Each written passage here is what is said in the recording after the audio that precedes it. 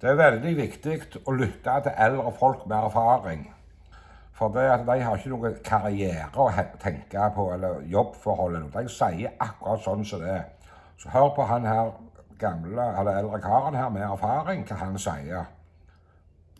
The Federal Reserve does not have enough money in its insurance program to insure the deposits. So what do? Do they let them collapse and people lose their money? Or does the Fed step in and start printing? If they start printing, it's a signal to everyone else that we're going into hyperinflation.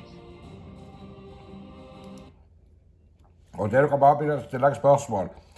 En eldre mann, hvilken interesse har han av å gå og stå ut og si dette? Ikke det til tankekors. Han har ingen tjener på det han går i, men han synes det er for jævlig det han ser. Han ser hvordan verden er blitt, og denne hyperinflasjon, for det er nok antagelig det Amerika. Og Amerika har jo i dag en veldig sterk dollar. Norske kroner har jo duttet med 90% på 12 år mot dollaren, og da snakker de om at dollaren også skal dette. Så Norge detter ned i samme hålet som Amerika, og oljefondet går tapt. Det er fakta. Enten folk mener det eller det. Så å stole på dette her greiene. Alle banker er nødt til samme posisjon. Nå gjør jeg litt det på han. Republic. Their assets are loans, and they haven't lost money on the loans, okay? They've lost money on the bonds, the U.S. government bonds, and the bonds of other banks. And everybody's in exactly the same position. So what happens to them is identical to what happened to the last four and the next 500. And I know we saw major issues in the markets after the collapse of the Silicon Valley Bank. What do you anticipate if, First Republic does go under by this next week? What do you anticipate happening in the markets there? Same thing. Okay, literally, and I think we've talked about this before. If you remember, going back to the 15th or 16th century, when they were printing maps and they didn't know what lay to the south or the north, that say, beware dragons here lie. We are in a predicament that no one has ever been in before. It's the biggest financial collapse in history. It's a slow motion avalanche, but do not be confused. It is an avalanche. It will continue and it will get worse. So you could see bizarre movements across the board. Let me give you some numbers I was talking to you about. On the 25th of April, First Republic was 16 bucks. And then they lost 50% yesterday, and they lost another 20% today. So they've gone from $16 to $5.42 in 2 days. And it's strange enough, there's nothing unique about them. They're like all the other banks out there. They're just in deep, serious trouble. This all goes back to the debt problem and the refusal of the government to understand the issue. We had the opportunity in 2008 to let the system collapse so we could start all over again. And they chose to bail out the people who had created the problem in the first place, which was the bankers and the hedge funds. 9 million Americans lost their homes. Now, I think quite bluntly that's absolutely obscene. I think it was stupid. I said it was stupid at the same time. So now we're going to see what the Fed does, and I'll tell you what they'll do. Det er det som er viktig for folk å forstå, at dette her startet i 2008. De gjorde en alvorlig feil i 2008. Og det er det vi får svi for nå, for de trykte opp 3 ganger så mye penger i Amerika, og Norge også. Og aksjene er i lufta etter de trykte opp så mye penger. Altså de mye penger de trykker i til luftbobler alt i hop. Når denne bobla sprekker, så går det til helsike med alt. Men det er det folk ikke forstår, for de klarer ikke se sammenhengen i dette. They'll bail out the bank. Okay. They'll print a bunch of money. We'll have runaway inflation. Stock market will go crazy. Gold will go down $100, and then it'll go up $200. We're at never land. We're in a place the world has never been before. It's worse in 2008, and it's worse in 1929. And you mentioned how the solution here is probably just going to be creating more currency. I mean, you look at the Fed's balance sheet ever since the Silicon Valley Bank went under, just in a couple days, you wiped out months and months of quantitative tightening, right, where they were reducing the balance sheet there. So it sounds like what we're headed into, at least in your opinion, is much worse inflation going forward from here. Yes. Here's the deal. Not sometimes, all the time, most people make things way too complicated. And if you will ask the right question, you have a chance of coming up with the right answer. Now then, if you have a debt problem, and the world has a debt problem, how do you solve it? By going deeper into debt. You don't solve it. That doesn't solve anything. Well, actually it does. Okay. When Silicon Valley Bank went under, they had $18 billion in uninsured liabilities. 13.5 billion of that total was held by 10 billionaires. So they bailed them out. Now, why are we bailing out billionaires? I mean, what is this that's so confusing? How do you solve a problem by bailing out the guys who knew what the terms were certainly the most sophisticated investors? Why are we bailing them out? How is anything any better off? We have to get rid of the debt. The only way you can get rid of the debt is start writing it off, saying, okay, that $18 billion you had yesterday, it's gone.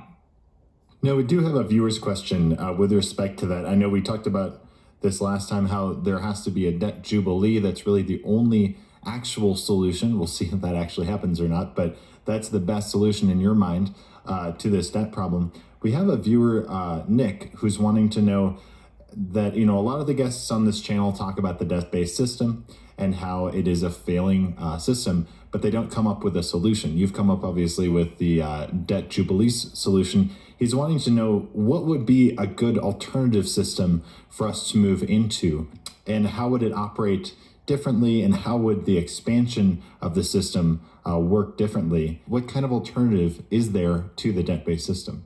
Here's the issue.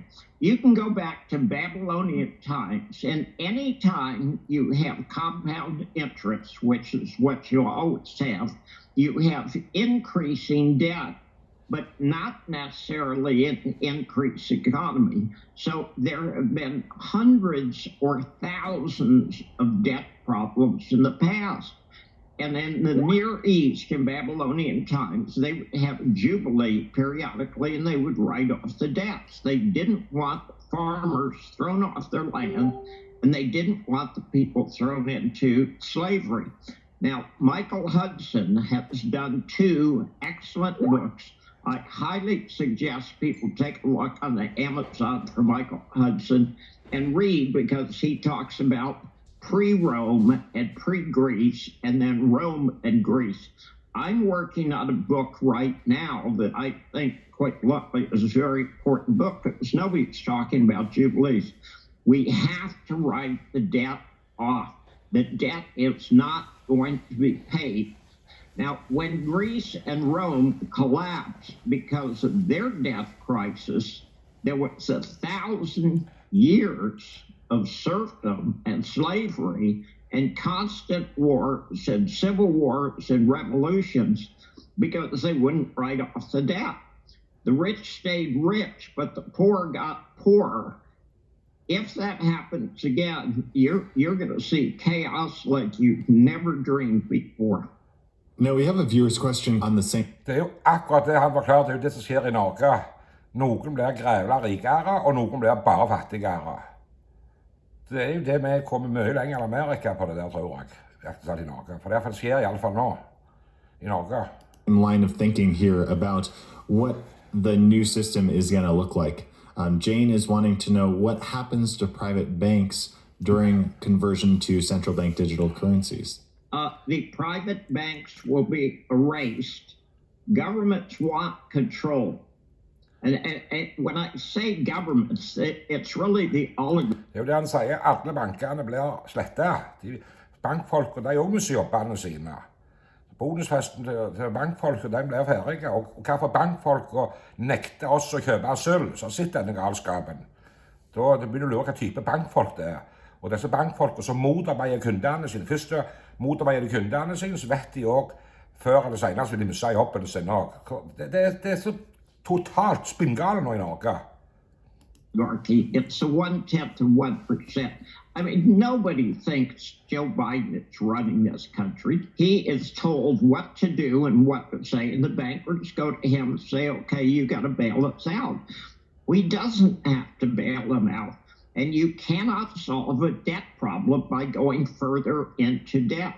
So the private banks will pretty much disappear, okay? Literally right now, there is no bank that I trust because the FDIC insurance has been wiped out and the banking system still has all the problems they had before. If those idiots in Washington had any sense whatsoever, they would start writing off the debt, and they'd tell the guys at Silicon Valley Bank with their $18 billion, hey, remember that $18 billion you had yesterday? Well, you could take it off your balance sheet because it doesn't exist anymore. So here's what's it. Det er veldig viktig for eldre folk i Norge som ikke har peiling på økonomi, det han nå har sagt. De taper alt, for de stoler på banken, de har stolt på banken hele livet, men i det som skjer nå, så går bankene over ende, og det der reservefondet så norske pensjonister, eller stor del av norske folk stoler på, det er ikke verdt det er skrevet på en gang. Det er jo det han sier. Så nå er det å få over verdien i realverdier før du taper alt. Det er det jeg har prøvd å holde på i månedvis å fortelle folk. Og nå sier jo alle dette her, Anna. Så hvorfor folk er så snikker hodet i salen, det forstår jeg ikke, og ikke vil fornekte virkeligheten. Interesting. I don't know what the solution is. I think we should have a jubilee, but I can't define exactly how we write the debt off. I mean, the $31.4 trillion the U.S. owes, do we just erase it? Do we erase the $187 trillion in unfunded liabilities of the government? Do we say, okay, no more Social Security, no more Medicare, no more Medicaid? I don't know, but I know it's something we need to be discussing, and it's very important. And we're in for a really interesting 2 or 3 days. Something's going to happen tomorrow. The Fed had an emergency meeting yesterday, and they've already decided what was going to happen. And I think at 4:05 tomorrow afternoon, they're going to say, oh, by the way, we just discovered that First Republic had some problems, so we shut them down. David wants to know, with all the issues in the financial system, how do we educate our friends and family about it? Here's the key.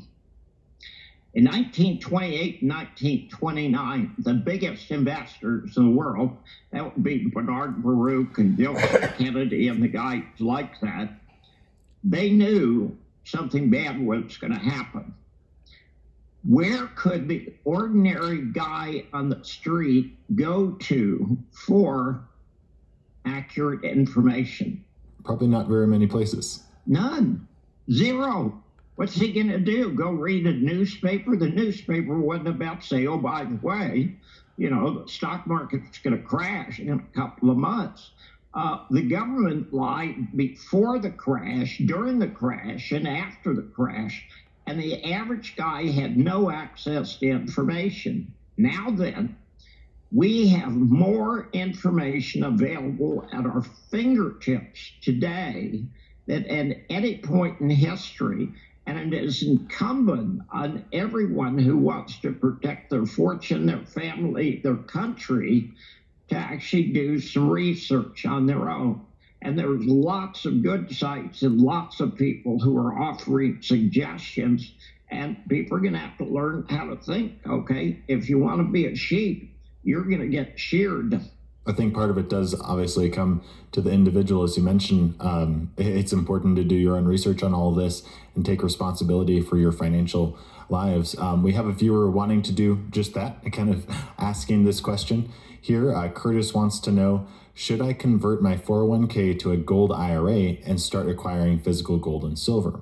Also, should I pull a vast majority of cash from my bank accounts? And obviously, a lot of people are asking this question because of what is happening in the banks right now. Okay, I can't answer that question because I'm not qualified. However, what I can say is if I had a 401k and I could convert it to a gold IRA and buy physical gold and silver, rest assured that is exactly what I would do. And if I had a lot of cash in a bank, I would try to figure out where I could move it where it would be relatively safe. And the key here is everybody is going to lose something. It doesn't make any difference how prepared you are, you're going to lose something. Most people are going to lose everything. The fact that he's smart enough to ask the question means that he's asking the right question. If you ask the right question, a lot of times you come up with the right answer. Jeg er klar over hvor viktig dette det han sier her, Arne. Alle skal tape. Alle skal tape. Og da det klarer du å sikre noe over i metall, i råvarer, et eller annet, så har du noe realverdi. Ellers så taper du absolutt alt. Det fakta. Det nytter ikke å fortrenge sannheten, virkeligheten. Det nytter ikke å gjemme seg her, Arne, nå. Her må du ta grep og gjøre noe. Så ikke så skjer akkurat det som han her forteller dere. Aaron is wanting to know what you think the purchasing power of precious metals, specifically silver, will be during this collapse. That's a really good question. If you go back to 1922 and 1923, at the peak of hyperinflation in Germany and Austria, a US $5 gold piece or a British sovereign, both of which are about 1/4 of an ounce, would buy you a nice apartment in Berlin. A $1 bill would pay for a meal for 10 people, and you would get change back. What people need to think about is the least bad alternative. Gold and silver, physical gold and silver, are an insurance policy against financial chaos. I've said that for years and years and years. I will not change that. Now, if you buy gold and silver, you can have an insurance policy on a financial system that is burning down. That's a pretty good deal. And I know in a recent article you mentioned that it's important to hold something tangible, and it's not just physical precious metals that have some reality behind them, right? It also can be resource stocks. Your perspective on some ways that people might be able to diversify into other real assets. There's lots of ways, but the real key here is to understand there's two kinds of assets. There's paper assets and there's real assets. Paper assets are T-bills, T-bonds, bank stocks, the Dow, the S&P, all of whom are about to crash like they've never crashed before. And everything else has some reality. Det viktig å få med seg alt hvem det krasjer seg på papiret. Aksjer, alt i hop. Det aller meste. Det bare smuler du sitter igjen med. To it. I separate gold and silver into two categories. I do not buy gold and silver to make a profit. I buy gold and silver because I'm I want an insurance policy against the financial chaos I've seen coming for a lot of years. On the other hand, Akkurat det han sier der, det jeg også gjorde i 2016. Forsikring. Jeg ville opprettholde kjøpekraft. Du skulle ikke tjene penger, jeg skulle bare opprettholde kjøpekraft. Og det var veldig bra for den norske kronen. Jeg tok til en stein i 2016. Eller før det også da. I do have surplus capital, and I do invest in resource companies. And from a mathematical point of view, the resource stocks today are the cheapest against the Dow and the S&P than ever been in history. So I think they are safer. I'm not going to say that you're going to make money on every one of them. You won't. But they're certainly safer than the Dow and the S&P and ETFs. There's going to be a lot of chaos. This is not a time to get cute. It is not a time to be investing in scams like Bitcoin, okay? Bitcoin is going to disappear. There's no way central banks are going to allow private money to compete with their central bank digital currencies. Now, I believe that central bank digital currencies will fail. Okay, they haven't thought that through. If people don't trust fiat money now and don't trust banks now and don't trust the Fed, and if you trust the Fed right now, you've lost your flipping mind, okay? Why would you invest in a central bank digital currency? They may try to force you into it, but if they do, there'll be a revolution. Now we have two questions to end, which are probably the most serious questions here. Tell us a chicken story, Bob. And the second one is it a good time to buy chickens? Well, it depends. I had chicken for dinner. In fact, it was nice enough to help me out the chicken bones. I got one chicken, a white chicken, lovely chicken. Her predecessor literally disappeared. And I actually went back to the store and I asked the young lady, remember that white chicken you sold me? And she said, yeah, I do. And I said, did she happen to come back here? I mean, did she escape and I didn't notice? And she said, I don't think so. And she had about 15 or 20 white chickens. And I looked at the chickens and I swear they all looked like the chicken that escaped. But I only had one and she had like 20. So I bought another chicken. And unfortunately, you have to teach chickens where to sleep at night. If they sleep in their pen, they're going to wake up the next morning. If they don't sleep in their pen, they're going to get eaten. And my white chicken thinks she sleeps in the barn. So I'll go in the barn every night. It's getting dark here now. I'm going to go out here shortly and I'm going to pick her up and she's going to peck at me because she doesn't like me picking her up. And I'm going to carry her to the pen and I'm going to talk to her all the way and say, okay, baby, here's how it works. You either sleep in there or you get eaten. And she's ignored me every night for the last 2 months, but I'm hoping she gets it soon.